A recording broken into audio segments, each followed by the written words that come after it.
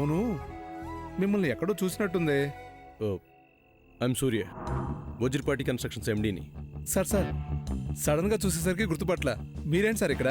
ఏం జరిగింది? చిన్న డిస్టర్బెన్స్, క్లియర్ చేశాను, నో ప్రాబ్లం. ఇలా రోడ్డు మీద మేడంతో మా బైక్ వేసుకుని వెళ్ళండి సార్, మేము నడుచుకుంటూ వస్తాం.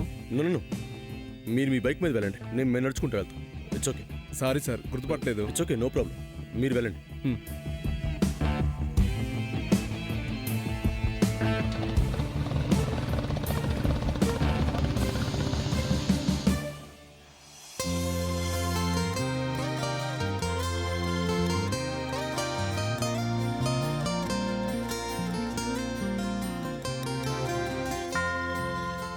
పుల్లైస్ కోసం ఇంత రాత్రిపూట ఒంటరిగా రావటం అవసరమా? నేను రాకపోయి ఉంటే ఏమయ్యేది? వచ్చావుగా,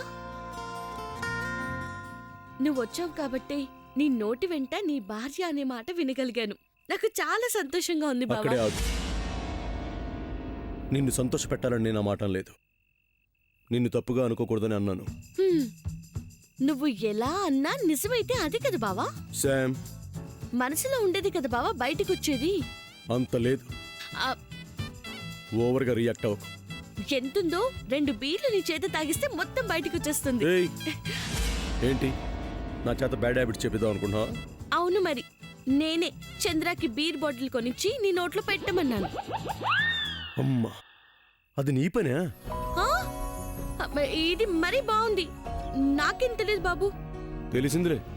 చాలింకా ఆపు. నువ్వు ఆపు. నేను ఎస్ఐతో ఆ మాట చెప్పింది నువ్వు మాట పడకుండా ఉండటం కోసమే. అదంతా నాకు అనవసరం బావా. నువ్వు నా భార్య అన్నావు, అది నాకు చాలు. నువ్వు ఒప్పుకోకపోయినా నేనేం బాధపడను, ఎందుకంటే నేనెప్పటికీ నీ భార్యనని నేను ఫిక్స్ అయిపోయాను. నువ్వు చెప్తావు ఎలా అంటే